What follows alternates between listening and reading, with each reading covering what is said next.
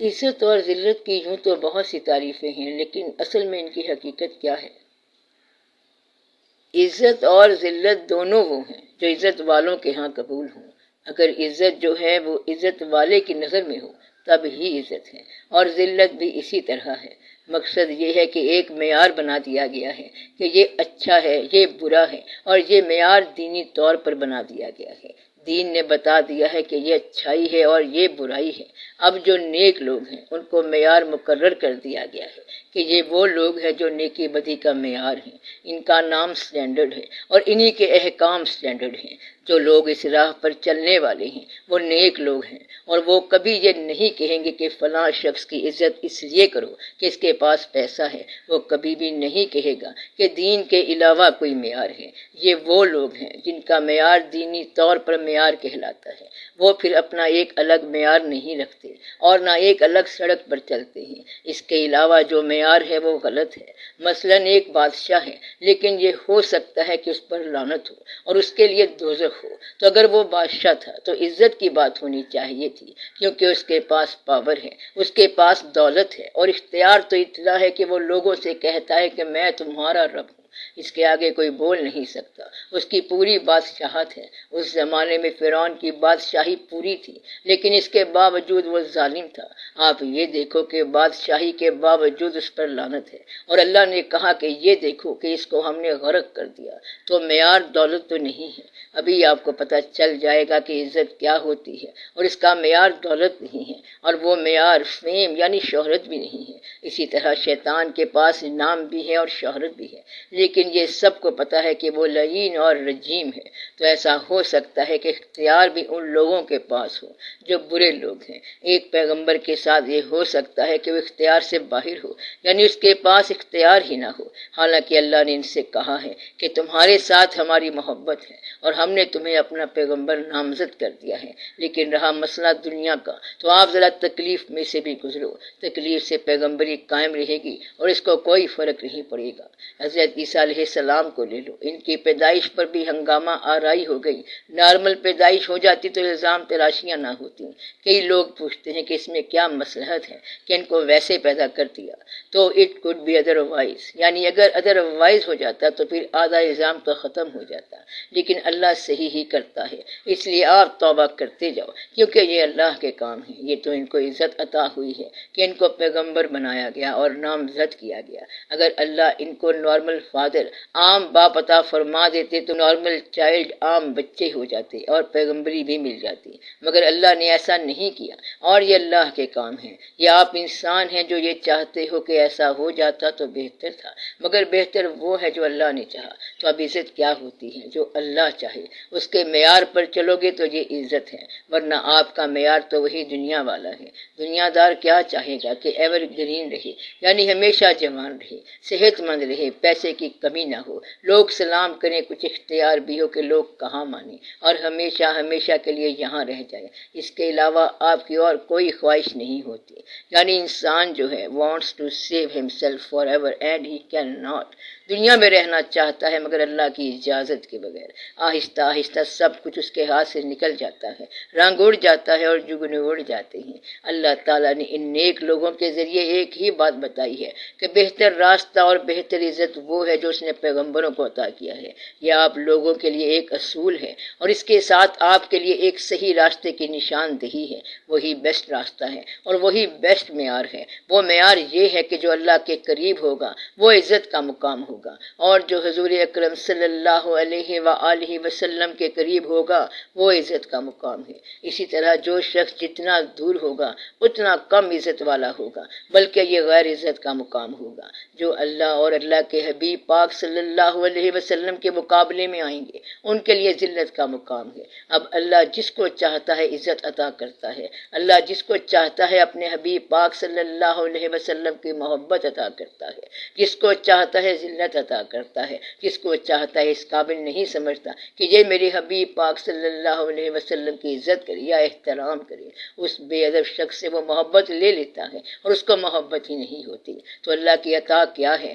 اللہ کے محبوب صلی اللہ علیہ وآلہ وسلم کی محبت، اور جو اس قابل نہیں ہوتا وہ اس سے محروم ہو جاتا ہے۔ ایسے لوگ ذلت میں چلے گئے، ورنہ اللہ کو کیا ضرورت ہے کسی کو ذلت دینے کی؟ بتایا یہ گیا ہے کہ یہ میرے اپنے کام ہیں، یہ پوری آیت ہے۔ اور یہ کہ وہ جس کو چاہتا ہے یا بادشاہت دیتا ہے ملک عطا کرتا ہے، جس سے چاہتا ہے ملک لے لیتا ہے، عزت ذلت اس کی طرف سے ہے، اور جس کو چاہتا ہے بغیر حساب دے دیتا ہے۔ اللہ اس کو وافر دے تو اس کی مرضی اور نہ دے تو اس کی مرضی۔ یہاں پر یہ بتایا گیا ہے کہ اللہ تعالیٰ کی بخشش اور عطا تمہارے حساب سے باہر ہے، اور تمہارے کیلکولیٹر میں یہ بات نہیں آئے گی۔ ایسا نہیں ہوگا کہ اتنے درجے کی محنت کرو تو اتنے درجے کا رزق مل جائے گا، ساری عمر محنت کرو گے تو نہیں ملے گا۔ مزدور محنت کرے گا تو اسے اس طرح نہیں ملے گا، اور جو دوسرا آدمی ہے محنت کیے بغیر اشارہ کرے گا تو پیسہ مل جائے گا۔ تو پیسے کے معیار سے آپ یہ نہیں سوچ سکتے کہ کون باعزت ہے اور کون بے عزت ہے۔ پیسہ اللہ کی طرف سے بے حساب آتا ہے، اللہ کے ساتھ حساب کی ضرورت ہی کوئی نہیں۔ جب آدمی حساب کرتا ہے وہاں سے گمراہی کا اندیشہ پیدا ہو جاتا ہے۔ اللہ کی طرف سے جو کچھ ہے وہ بے حساب ہے، یعنی اگر روشنی دی تو پھر ساری کائنات کو روشن کر دیا، چاند اور ستارے بنا دیے، وہ ستارے بنانے پہ آئے تو بے شمار بناتا جاتا ہے، اور اگر ریت کا ذرہ بنانے پہ آئے تو ریت کا ذرہ بناتا چلا جاتا ہے۔ صحرا کے اتنے ذرے ہیں کہ جتنے ذرے ہو ہی نہیں سکتے، سمندر کے قطرے بنائے تو قطرے ہی بناتا چلا جاتا ہے، اور جب اس نے بندے بنائے تو بناتا ہی چلا گیا، اور ابھی تک بناتا چلا آ رہا ہے۔ تو اس کا تو کام ہی بے حساب ہے، اور وہ آپ کے حساب سے باہر ہے۔ اگر وہ عزت عطا کرے تو عزت اتنی ہو جاتی ہے کہ بس بے حساب ہو جاتی ہے، اور مرنے کے بعد بھی عزتیں چلتی جا رہی ہیں۔ آج تک وہ بندے صاحبان عزت ہیں، اور یہ بڑے راز کی بات ہے کہ ان صاحبان کی اپنے دور میں تو عزت ہوگی، کیونکہ لوگ جانتے تھے کہ انہوں نے کمالات کیے ہیں، نیکی کی ہے۔ مثلا داتا صاحب رحمت اللہ بڑا کام کر گئے، چلو وہ لوگ تو جانتے تھے کیونکہ انہوں نے انہیں نماز پڑھتے دیکھا، تہجد گزار دیکھا۔ آج کل جنہوں نے دیکھا نہیں وہ عزت کیسے کر رہی ہیں؟ تو یہ اللہ کے کام ہے۔ تو اللہ صاحبان عزت کو اتنی عزت عطا کرتا ہے کہ ان کے جانے کے بعد بھی عزت ہوتی رہتی ہے، اور ان کا مزار بھی درجات طے کرتا رہتا ہے۔ اگر صاحب مزار تہجد گزار تھا تو مزار بھی تہجد گزار ہے، تو تھا کے ساتھ ہے، یوں لگتا ہے کیونکہ آج بھی وہ عزت کا مقام ہے، اور ان کے درجات جو ہیں وہ آج بھی بلند ہوتے جا رہے ہیں۔ تو اللہ کی طرف سے عزت کیا ہوتی ہے؟ جس کو اللہ چاہتا ہے اسے لوگوں کی اور اپنے بندوں کی نگاہ میں باعزت بنا دیتا ہے، اتنا باعزت بنا دیتا ہے کہ جو اس کے آنے والے بندے ہیں وہ بھی عزت کی نگاہ سے دیکھتے ہیں۔ تو جس کو اللہ میاں باعزت بنا دے وہ ہمیشہ ہمیشہ کے لیے باعزت بن گیا۔ پھر یہ نہیں ہے کہ وہ شخص ایک سال کے لیے، ایک دور، ایک صدی کے لیے، ایک زمانے کے لیے باعث عزت ہوتا ہے، بلکہ ہمیشہ کے لیے۔ تو ایسا شخص پوری کائنات کے لیے ہمہ حال ہمیشہ ہمیشہ کے لیے باعزت ہو گیا۔ یہ نہیں ہو سکتا کہ کل تو یہ مزار بڑا باعزت تھا اور اب نہیں ہے۔ تو یہ اللہ تعالیٰ کی شان ہے، اور جس کو برا کہا یا کوئی ذلت دے دی تو وہ ہمیشہ کے لیے ذلیل ہو گیا۔ مثلا یزید اور امام علی مقام علیہ السلام کا واقعہ دیکھیں تو یزید کو ذلت والا بنایا گیا، اور وہ ہمیشہ کے لیے ذلت والا ہی رہے گا۔ تو اللہ کہتا ہے کہ میرے بندے میری بات غور سے سنیں کہ میں ہی لوگوں کو بادشاہت دیتا ہوں اور میں ہی انہیں موزول کرتا ہوں۔ اللہ کہتا ہے کہ تم اپنے لیے خود بادشاہت نہ مانگنا، ورنہ پھر گڑبڑ ہو جائے گی اور موزول ہو جاؤ گے۔ بادشاہت ہم ہی دیتے ہیں، جن لوگوں کو اللہ بادشاہت دیتا ہے ان کی بات ہی اور ہے۔ تو اللہ کہتا ہے کہ جس کو ہم بادشاہت دیتے ہیں وہ ہماری طرف سے اچھا چلتا رہتا ہے، اور جس کو آزمائش کے لیے دیتے ہیں وہ لوگوں سے اچھا سلوک نہیں کرتا۔ میں نے پہلے بھی بتایا تھا کہ بادشاہت اللہ کی طرف سے آزمائش بھی ہے اور اس میں خطرہ بھی ہے، کیونکہ وہ بادشاہت و ذلت کے معنوں میں ہے۔ اللہ کہتا ہے کہ ہم نے کسی کو ذلیل کیا تو اسے بادشاہ بنایا، اور ہم نے کسی کو باعزت کیا تو اسے بادشاہ بنایا۔ تو ایک ہی عمل سے دو متضاد نتیجے اللہ پاک خود ہی نکال سکتا ہے۔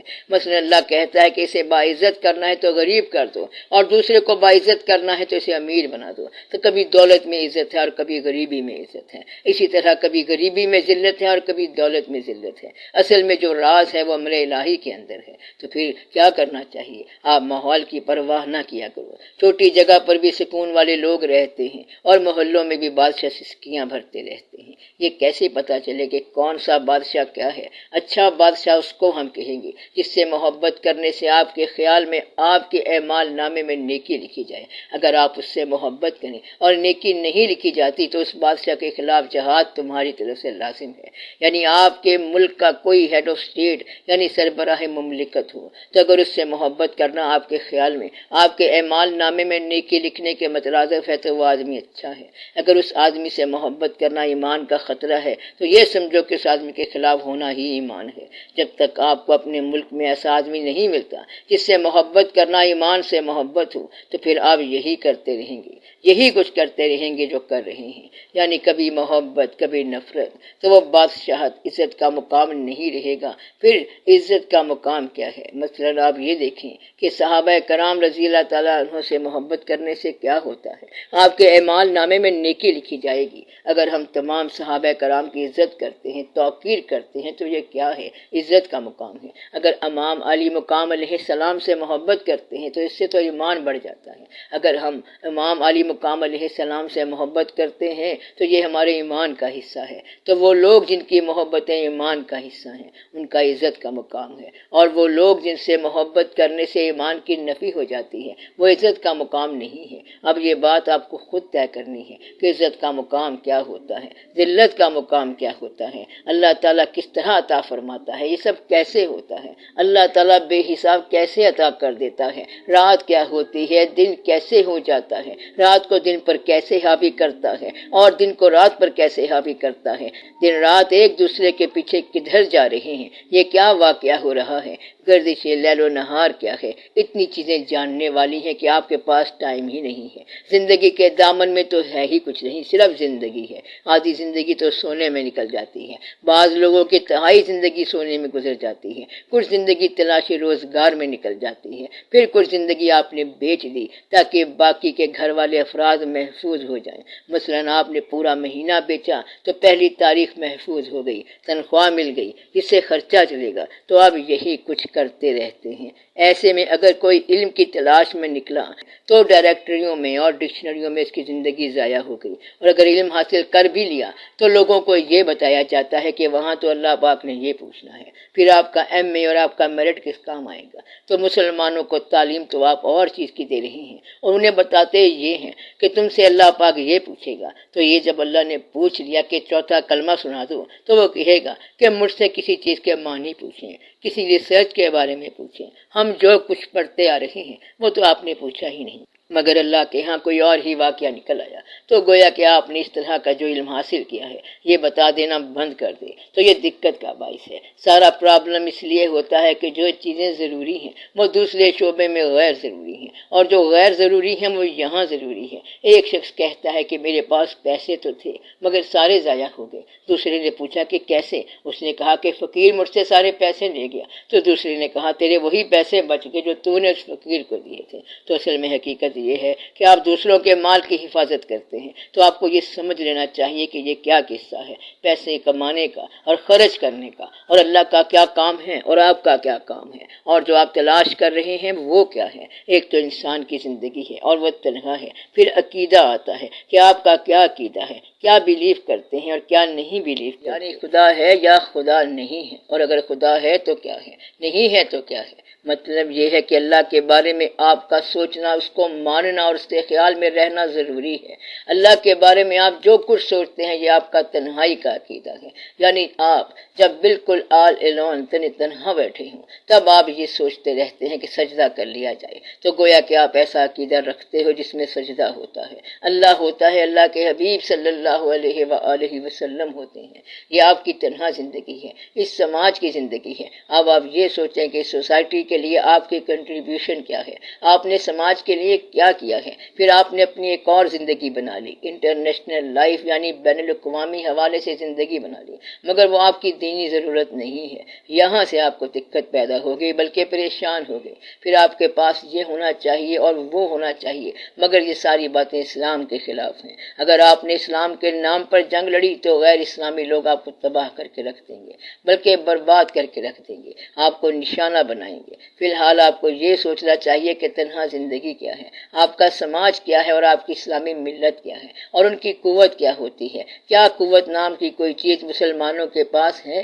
کیا قوت نام کی چیز کبھی مسلمانوں کے پاس رہی ہے؟ مگر آپ کبھی کچھ بات کرتے ہیں اور کبھی اور بات کرتے ہیں۔ پہلے آپ اپنے بیان درست کریں، پہلے اپنے آپ کی اصلاح کریں، پھر کامن مین یعنی عام آدمی اور آپ کے نوجوان کو سمجھ آئے گی کہ شکست کھانا یا فتح کرنا بے معنی چیز ہے۔ اصل چیز عقیدہ ہے، عقیدہ صحیح ہونا چاہیے، پھر شکست بھی فتح ہو جاتی ہے، کیونکہ عقیدے والا مرد مومن ہوتا ہے، حق آگاہ ہوتا ہے۔